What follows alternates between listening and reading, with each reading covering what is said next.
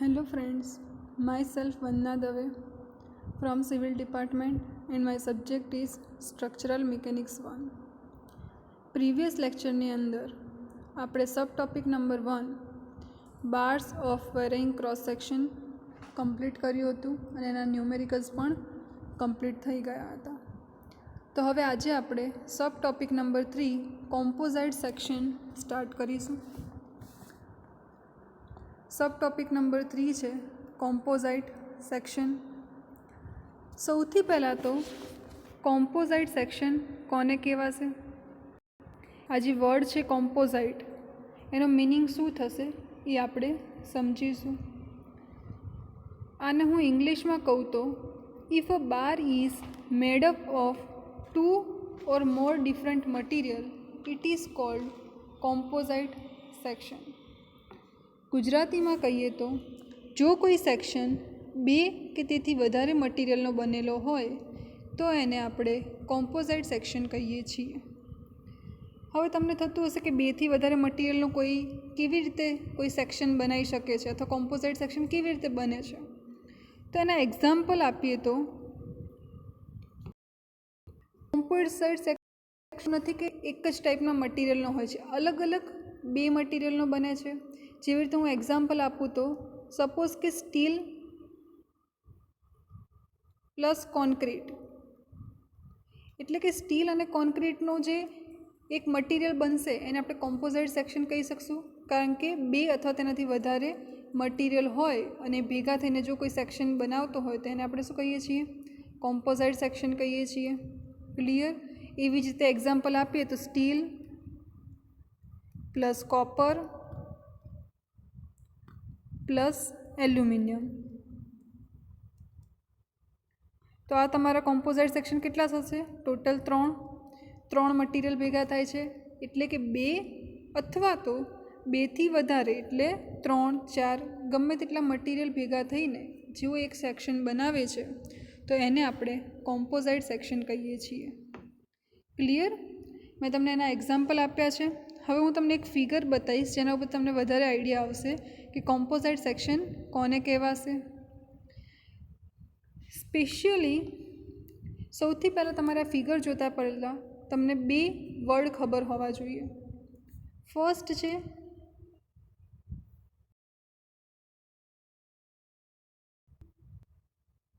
And second છે RCC. સૌથી પહેલાં તો પીસીસી કોને કહેવાશે? તો ખાસ યાદ રાખવાનું છે, હવે તમે લોકો 3rd સેમિસ્ટરની અંદર આવી ગયા છે તો તમારું બેઝિક સિવિલ તમને ખબર હોવી જોઈએ.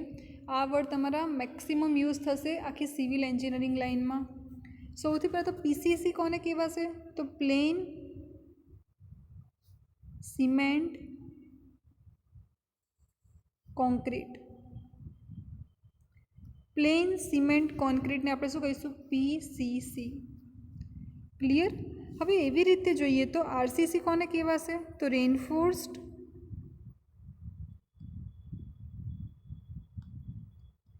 Cement concrete. તો આને આપણે કહીશું આરસીસી કહીશું. આનો મિનિંગ શું છે કે જ્યારે પ્લેન સિમેન્ટ કોન્ક્રીટ છે તેમાં શું આવે છે? ખાલી કોન્ક્રીટ છે. પણ જ્યારે આપણે આરસીસીની વાત કરીએ છીએ જેને આપણે કહીશું રેઇનફોર્સ્ડ સિમેન્ટ કોન્ક્રીટ, તો એની અંદર કોન્ક્રીટ તો આવે જ છે પ્લસ એમાં શું આવે છે? રેઇનફોર્સમેન્ટ આવે છે. હવે તમને થતું હશે કે રેઇનફોર્સમેન્ટ કોને કહેવાશે? રેઇનફોર્સમેન્ટ એટલે જનરલી આપણે એને સ્ટીલ કહીએ છીએ અને ગુજરાતીમાં કહીએ તો એને આપણે કહીએ સળિયા, એટલે આપણે એને કહીશું રેઇનફોર્સમેન્ટ. બટ આખા સિવિલ એન્જિનિયરિંગની અંદર રેઇનફોર્સમેન્ટ વર્ડ યુઝ થશે, એટલે કે સ્ટીલ એટલે કે સળિયા. અને કોન્ક્રીટ, તો કોન્ક્રીટ કોને કહેવાશે? તો જેની અંદર સિમેન્ટ હશે, સેન્ડ હશે અને એગ્રીગેટ હશે, એને આપણે કહીશું કોન્ક્રીટ. ક્લિયર? હવે આ બધું ડિટેલિંગમાં આપણે ભણવાની અત્યારે જરૂર નથી, બિકોઝ તમારું કન્સ્ટ્રક્શન ટેકનોલોજી બિલ્ડિંગ મટીરિયલ એ આના બેઝ ઉપરના જ સબ્જેક્ટ છે. મેઇન આપણું છે કે આપણે કોમ્પોઝાઇટ સેક્શન જોઈએ છીએ. તો કોમ્પોઝાઇટ સેક્શન માટે હું તમને જે અત્યારે એક્ઝામ્પલ આપું છું, આ તમારો એક આરસીસી સ્લેબ છે. શું છે? એક આરસીસી સ્લેબ છે. આરસીસીનું ફૂલ ફોર્મ આપણે હમણાં જ જોયું કે રેઇનફોર્સ્ડ સિમેન્ટ કોન્ક્રીટ. ક્લિયર? સો હવે આને આપણે કોમ્પોઝાઇટ સેક્શન કેમ કહીશું? કારણ કે તમને દેખાતું હશે આ જે તમને સળિયા દેખાય છે એ તમારા છે રેઇનફોર્સમેન્ટ. ક્લિયર? આ જે સળિયા દેખાય છે શું છે? રેઇનફોર્સમેન્ટ છે, એટલે કે સળિયા છે અથવા તો સ્ટીલ છે. હવે તમને જ્યારે ટપકા ટપકાવાળું દેખાય છે એ તમારું છે કોન્ક્રીટ. તમે લોકો બિલ્ડિંગ મટીરિયલ તો ભણ્યા જ હશો સેકન્ડ સેમિસ્ટરની અંદર.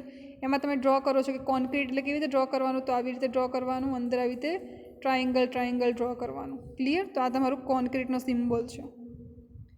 ક્લિયર? સો કોન્ક્રીટ અને રેઇનફોર્સમેન્ટ બેથી વધારે અથવા તો બે મટીરિયલ ભેગા થઈને જે સેક્શન બનાવે એને આપણે શું કહીએ છીએ? કોમ્પોઝાઇટ સેક્શન કહીએ છીએ. તો તમને ક્લિયર થઈ ગયું હશે કે આની અંદર કેટલા મટીરિયલ છે? તો ટોટલ બે મટીરિયલ છે. એક છે કોન્ક્રીટ અને એક છે રેઇનફોર્સમેન્ટ એટલે કે સ્ટીલ. તેને આપણે કહીશું કોમ્પોઝાઇટ સેક્શન. ક્લિયર? હવે આપણે જોઈશું થોડુંક ફોર્મ્યુલા બેઝ ભણીશું આપણે. સૌથી પહેલાં તો ફોર્મ્યુલા છે.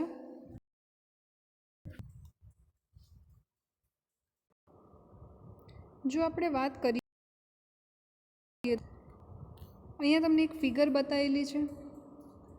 આ ફિગરની અંદર ટોટલ બે મટીરિયલ છે. આ તમારું છે મટીરિયલ નંબર 1, આ તમારું છે મટીરિયલ નંબર 2. હવે આ બંને મટીરિયલને આપણે એક પ્લેટથી જોઈન્ટ કર્યા છે. સપોઝ કે આ તમારી એક પ્લેટ છે, બંને સાઈડ પ્લેટથી આપણે એને જોઈન્ટ કર્યા છે. હવે આ મટીરિયલ ઉપર જ્યારે હું ઉપરથી લોડિંગ લગાવું છું P, તો આ મટીરિયલ કેવું જતું રહેશે? નીચેની સાઈડમાં જતું રહેશે. હવે આ મટીરિયલને જો મારે સ્થિર રાખવું હોય અથવા તો સ્ટેબલ રાખવું હોય તો મારે શું કરવું પડશે? નીચેથી પણ એટલું જ લોડિંગ લગાવવું પડશે. તો નીચેથી હું કેટલું લોડિંગ લગાવીશ? મટીરિયલ 1 ઉપર P1 અને મટીરિયલ 2 ઉપર P2. તો P1 અને P2નો સરવાળો જે છે P1 પ્લસ P2 એ કેના જેટલું થતું હશે? તો ટોટલ મટીરિયલના લોડ જેટલું. એટલે P1 plus P2 equal to P થશે. આ હું તમને ડિટેલમાં સમજાવું છું. બુકની અંદર આવું કોઈ ડિટેલિંગ આપેલું નથી, ડાયરેક્ટ તમારી ફોર્મ્યુલા આપેલી છે. હવે આપણે જોઈએ તો જો આની લેન્થ L હોય તો આનું થતું ઇલોંગેશન અથવા તો સ્ટ્રેન કોને કહીશું? Delta L upon L, epsilon equal to delta L upon L. તો આમાં જે થતો ફેરફાર છે, લંબાઈમાં જે વધારો કે ઘટાડો થાય છે એ કેટલો હશે? મટીરિયલ 1 અને મટીરિયલ 2નો કેવો હશે? સરખો હશે. એટલે કે એપ્સલોન 1 ઇક્વલ ટુ એપ્સલોન 2 થતું હશે. ક્લિયર? હવે એપ્સલોન 1 ઇક્વલ ટુ એપ્સલોન 2 છે. તમને યાદ હશે કે હુક્સ લોમાં શું હતું? E equal to sigma upon epsilon. તો હું બધાને નંબર 1 કરી દઉં તો E1 equal to sigma 1 upon epsilon 1. તો હું એપ્સલોન 1ને જ્યારે કરતાં બનાવું છું તો શું મળશે મને? E1 upon sigma 1. ક્લિયર? હવે મારે અહીંયા વેલ્યુ મૂકવાની છે તો શું થશે? E1 upon sigma 1 equal to શું થશે? E2 upon sigma 2. ક્લિયર? તો અહીંયા મેં તમારું લખેલું છે એક ફોર્મ્યુલા. તો આ ફોર્મ્યુલા ક્યાંથી આવી છે? જેવી રીતે હમણાં આપણે જોયું એવી રીતે કે એપ્સલોન 1 ઇક્વલ ટુ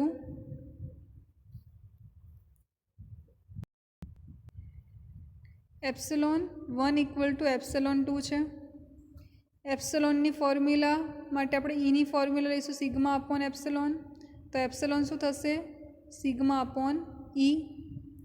તો sigma 1 upon E1 equal to sigma 2 upon E2 થશે. હવે અહીંયા મેં શું કર્યું છે? સિગ્મા 1ને કરતાં બનાવ્યો છે. તો હું સિગ્મા 1ને જ્યારે કરતાં બનાવીશ તો શું થશે? E1 અપોન E2 આ સામેની સાઈડમાં જતું રહેશે અને ઇન્ટુ સિગ્મા 2. તો જે આ E1 અપોન E2 તમને મળ્યું એને આપણે શું કહીશું? એને આપણે રેશિયો.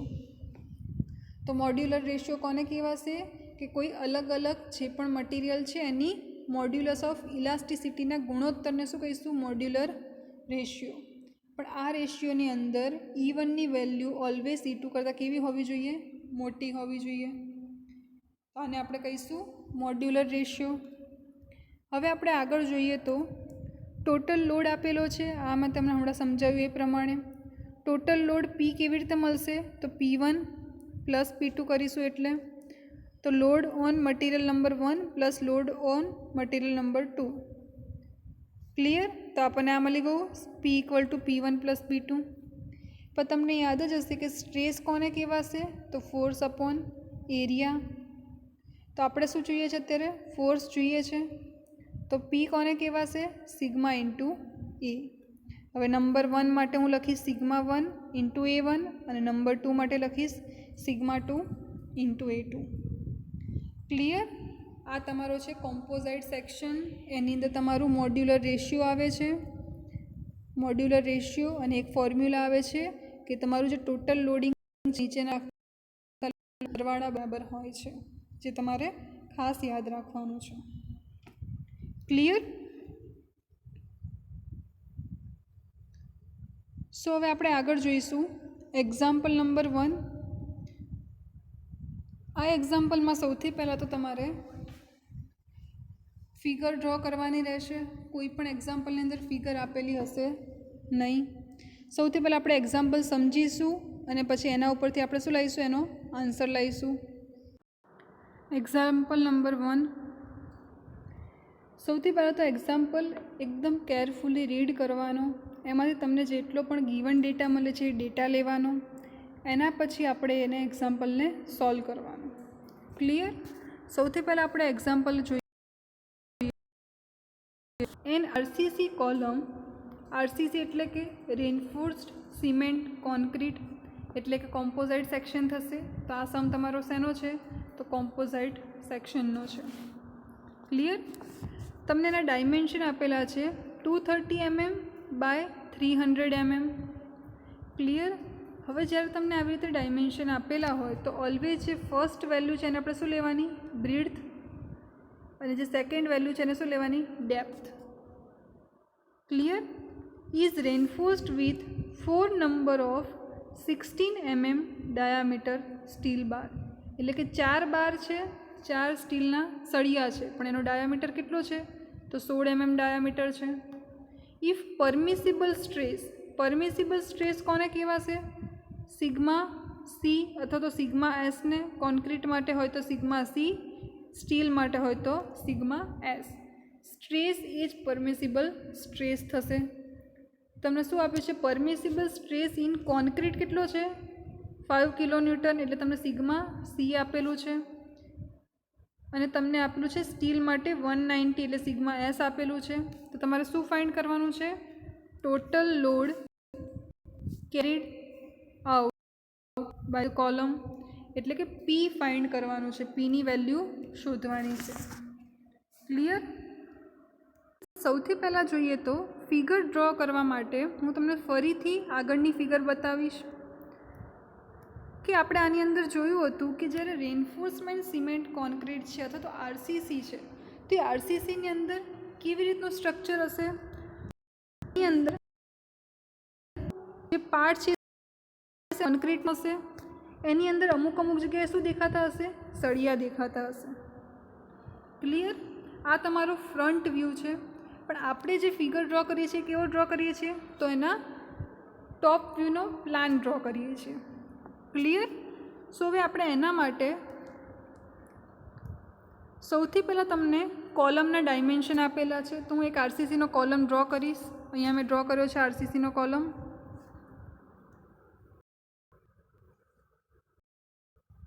क्लियर। हवे डायमेंशन तमने आपेला छे तो आ तमारुं शुं थशे ब्रीड्थ आ तमारुं थशे डेप्थ तो 230 डिवाइड बाय 300 सॉरी इंटू 300। हवे तमने कीधा छे कि 4 नंबर ऑफ बार छे तो हूँ 4 राउंड करीश आनी अंदर 1 2 3 અને 4। केम 4 राउंड कर्या छे कारण के 4 ज सळिया तमारा आरसीसी ना कॉलमनी अंदर छे एटले। હવે સળિયાનો ડાયામીટર કેટલો છે? તો 16 mm છે. ક્લિયર? સો તમને ફિગર ડ્રો કરતાં આવડી ગઈ. ફિગર ડ્રો કરતાં આવડી જાય પછી આપણે ગીવન ડેટા લખવાનો રહેશે. ગીવન ડેટા કયો હતો? તો તમને સાઇઝ આપી છે 230/300, સિગ્મા સીની વેલ્યુ આપી છે અને સિગ્મા એસની વેલ્યુ આપેલી છે. હવે સૌથી પહેલાં તમારે ખાસ આ એક નોટ્સ યાદ રાખવાની છે કે જ્યારે આપણે સર્કલનો એરિયા ફાઇન્ડ કરીએ છીએ તો એનો શું થશે ફોર્મ્યુલા? π/4 × d². અને જ્યારે આપણે રેક્ટેન્ગ્યુલરનો એરિયા ફાઇન્ડ કરીએ છીએ ત્યારે શું થશે ફોર્મ્યુલા? b × d, એટલે કે બ્રેડથ ઇન્ટુ ડેપ્થ. હવે સૌથી પહેલાં આ ટાઈપના સમની અંદર તમારે એરિયા ફાઇન્ડ કરવાનો રહેશે, કારણ કે ટોટલ લોડની ફોર્મ્યુલા તમને યાદ જ છે કે P = sigma S into AS plus sigma C into AC. Clear? આવી કઈ ફોર્મ્યુલા હતી? P = P1 પ્લસ P2 હતું. હવે P1ની વેલ્યુ શું હતી? તો sigma 1 into A1 plus sigma 2 into A2. પણ 1ની જગ્યાએ આપણે શું લીધું છે? સ્ટીલ લીધું છે. અને 2ની જગ્યાએ આપણે શું લીધું છે? તો કોન્ક્રીટ લીધું છે. તો સિગ્મા એસ AS કરીને તમે કરી શકો છો. સો આ ફોર્મ્યુલાની અંદર ફર્સ્ટલી તમને સિગ્મા એસ અને સિગ્મા સીની વેલ્યુ ગીવન છે. અહીંયા તમને ઉપર આપેલી જ છે સિગ્મા સી અને સિગ્મા એસ. તો આગળ આપણને શું વેલ્યુ, કઈ વેલ્યુ ખબર નથી? તો આપણને AS અને ACની વેલ્યુ નથી ખબર. તો એના માટે આપણે સૌથી પહેલાં એરિયા ફાઇન્ડ કરીશું. એરિયા ફાઇન્ડ કરવા માટે સૌથી પહેલાં આપણે સ્ટીલનો એરિયા ફાઇન્ડ કરીશું. તમારા આખા સ્ટ્રક્ચર છે તો તમારા જે આ 4 પાર્ટ છે એટલો જ તમારો સ્ટીલ છે. ક્લિયર? સ્ટીલનો શું આપ્યો છે તમને? ડાયામીટર આપેલો છે 16 mm. જ્યારે કોઈ વસ્તુનો ડાયામીટર આપેલો હોય તો એનું શું થશે? એ સર્ક્યુલર થઈ જશે, એટલે એનો એરિયા શું થશે? π/4 × d². પણ આ તો તમને એક જ સ્ટીલનો એરિયા મળ્યો. તમારે કેટલા સ્ટીલનો એરિયા જોઈએ છે? તો ટોટલ 1 2 3 અને 4 સ્ટીલનો એરિયા જોઈએ છે. તો હું ઇન્ટુ શું કરીશ? 4 કરીશ. ક્લિયર? કેમ 4 કર્યું છે? કારણ કે તમારા નંબર ઓફ સ્ટીલ કેટલા છે? 4 છે એટલે. સો ઇન્ટુ 4 થઈ ગયું. હવે તમારો એરિયા ફાઇન્ડ કરીએ તો આપણે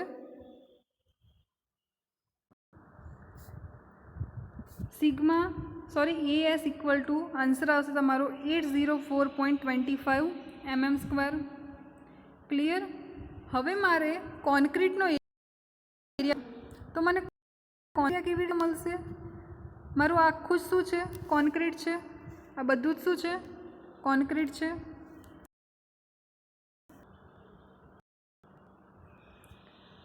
તો આની અંદરથી હું જ્યારે આ સળિયાનો એરિયા માઇનસ કરી દઈશ તો મને કોન્ક્રીટનો એરિયા મળી જશે.